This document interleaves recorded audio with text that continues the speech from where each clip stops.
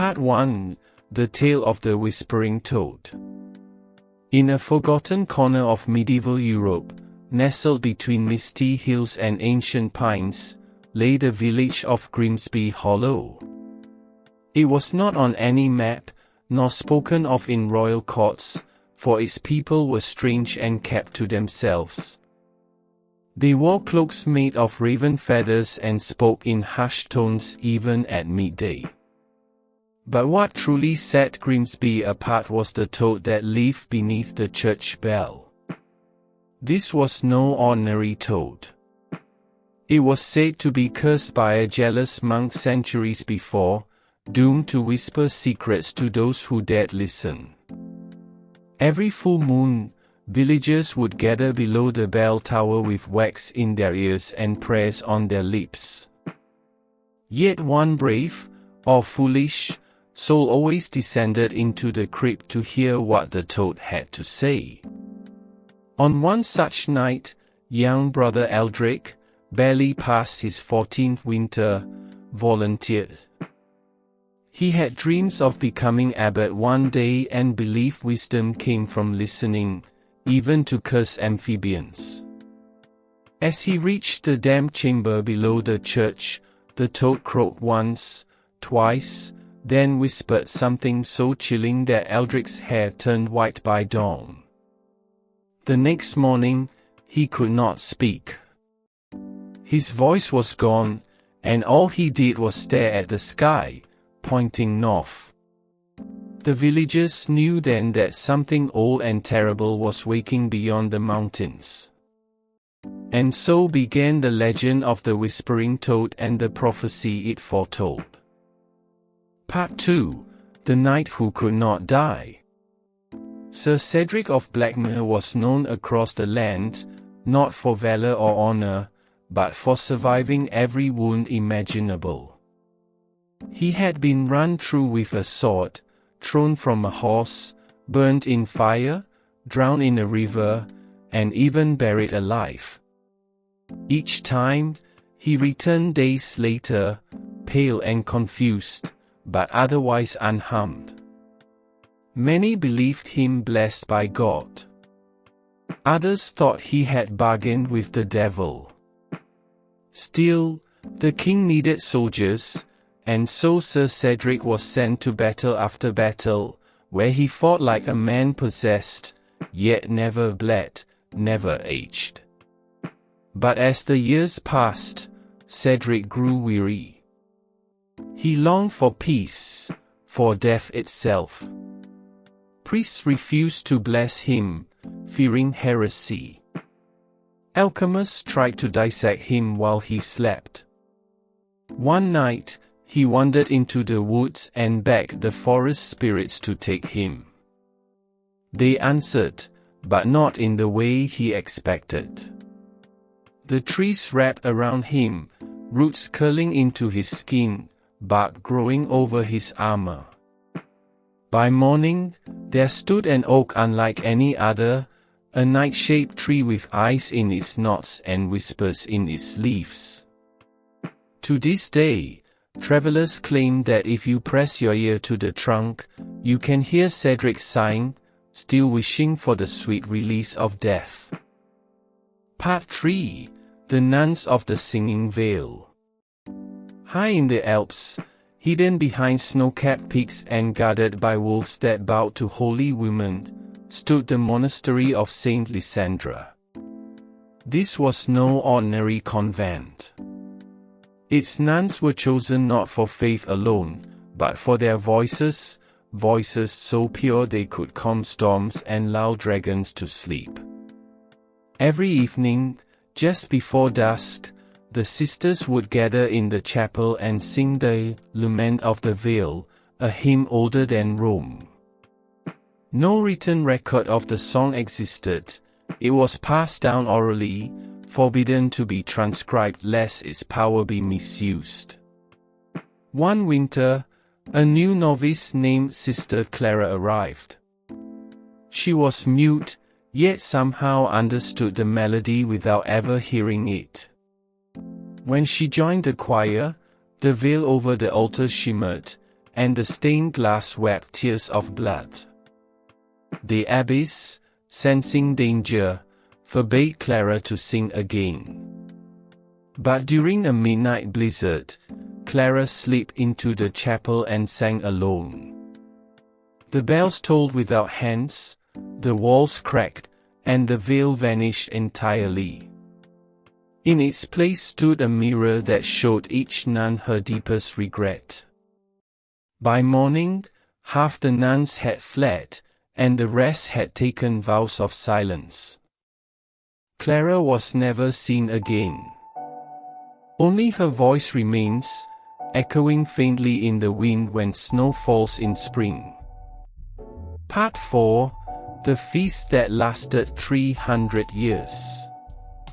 In the year 1207, Duke Reginald of Valtoria threw a feast to celebrate his wedding to Lady Isolde. It was meant to last 3 days, but fate, or perhaps a curse, had other plans. As the guests dined, a wandering bard entered the hall and played a tune so haunting that time seemed to slow. Wine froze mid-pour, candles burned without melting, and laughter echoed forever. No one could leave. Doors sealed themselves. Windows showed only endless corridors. Time stopped. Generations passed outside the castle walls, but inside, the feast continued.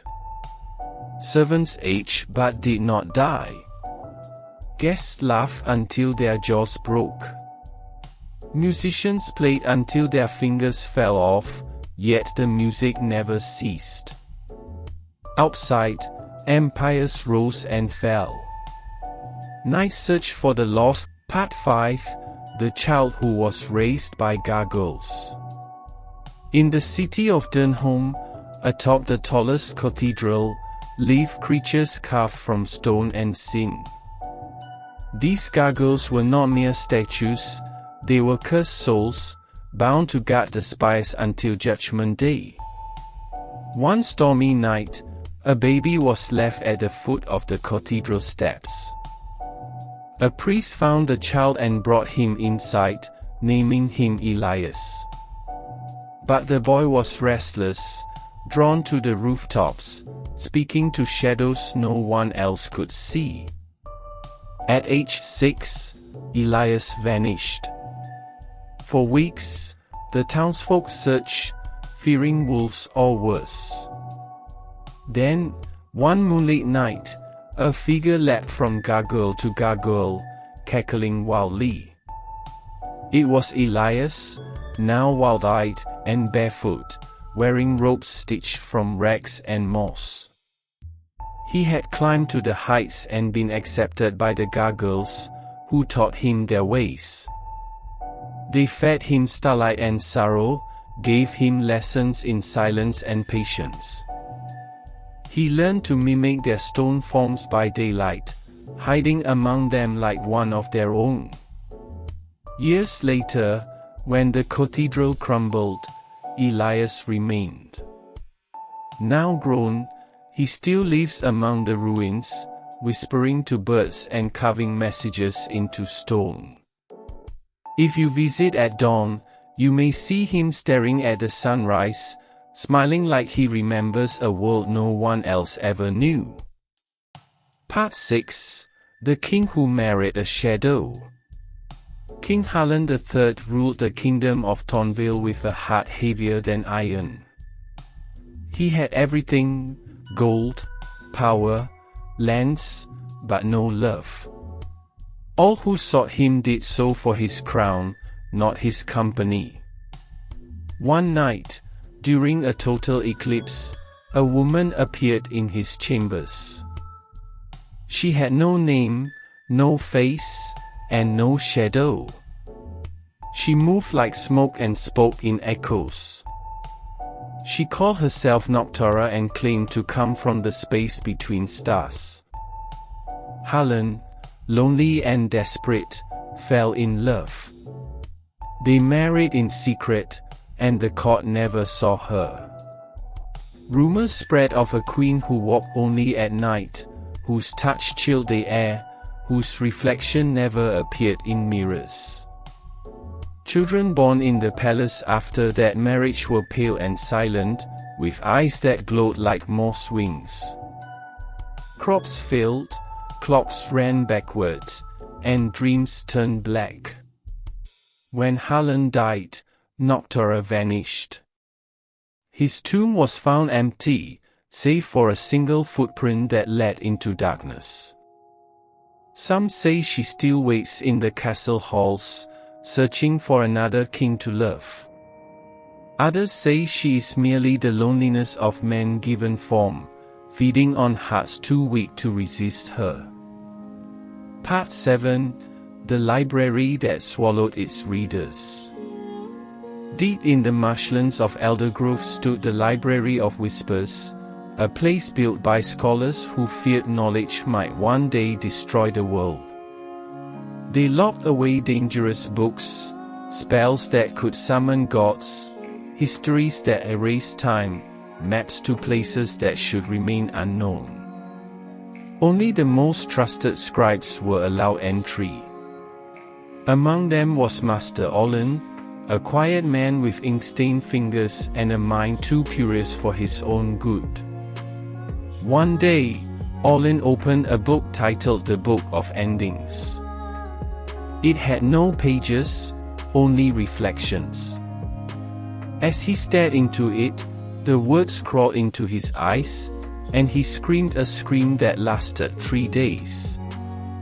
After that, no one could find him. Only his chair remained, covered in dust and ash. But late at night, whispers could be heard from the library steps, Olin's voice reading aloud, page after page, chapter after chapter. Brave souls ventured in seeking answers, but none returned. Those who listened closely swore they could hear hundreds of voices reading together, reciting stories that had never been written. The library now stands abandoned, its doors sealed shut. But some nights, especially during thunderstorms, the windows glow, and the wind carries a soft, endless murmur, like someone reading a bedtime story to eternity. Part 8: The Baker Who Made Bread from Memories. In the sleepy town of Haverbrook lived a baker named Mana, whose bread was unlike any other. It wasn't the ingredients, flour, salt, water, yeast, it was the memories she kneaded into the dough. Mana had a gift, she could bake emotions into loaves. Joy tasted like honeyed crusts. Sorrow gave a bitter rye flavor. Love was warm and cinnamon-scented. She sold her bread at the market, and those who ate it remembered things they had long forgotten.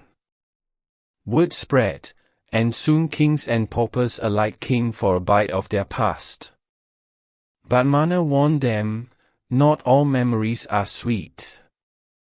One day, a soldier came seeking the taste of his childhood. She baked him a loaf, and as he bit into it, he wept uncontrollably, remembering the brother he had killed in war. Another time, a noblewoman asked for the scent of her mother's embrace. When she took a bite, she collapsed, screaming of flames and betrayal. Eventually, fear replaced wonder. People accused Mana of witchcraft. She closed her shop and vanished into the woods. Now, only her ghost remains, baking loaves of forgotten dreams under the light of the waning moon. If you wander near her cabin, follow the smell of burnt cinnamon, and beware the taste of your own past. Part 9: The Village That Forgot How to Sleep. In the highlands of Dunray, there was a village where no one slept. Not because they couldn't, but because they forgot how. It began with a traveler who came through during harvest season. He was handsome, silver-tongued, and carried a pocket watch that never ticked. He stayed for dinner, shared wine with the elders, and left behind a single phrase, "Why waste time sleeping when life is short?" The next morning, no one felt tired. Days passed. Weeks. Months. They didn't dream, didn't yawn, didn't blink for hours. At first, they rejoiced. They built houses faster, farmed more crops, held festivals at midnight. But soon, madness crept in. Without sleep, minds unraveled. Children forgot their names. Men saw faces in mirrors that weren't theirs. Women danced until their feet bled, claiming they were dancing with ghosts. They tried to remember how to sleep. They read bedtime stories, lit candles, drank milk infused with poppies. Nothing worked. Then one night, the traveler returned. He stepped into the square and smiled. "You asked for more time," he said. "You just didn't ask what it would cost." And with that, he vanished. The villagers still live today, wide-eyed and awake, forever watching the stars, waiting for sleep to return. Part 10, the final page. Centuries have passed since these tales were whispered beside hearths and written in fading ink. Some believe they were only stories, warnings painted in myth. Others say they are real, hidden in the folds of time, waiting for someone to remember. In a dusty attic somewhere, a book lies open. Its pages are blank, yet they turn on their own. The ink writes itself, telling stories that haven't happened yet, or maybe ones that already have. And if you listen closely, just before sleep takes you, you might hear the faint sound of a toad whispering beneath a bell tower, or a night sighing in the wind, or a choir singing in a language no one speaks anymore. Because legends don't end. They simply wait. So close your eyes, dear listener. Let the weight of history drift over you like a warm blanket. And dream of medieval mysteries and the strange, sleepy truths that linger just beyond reach. Good night.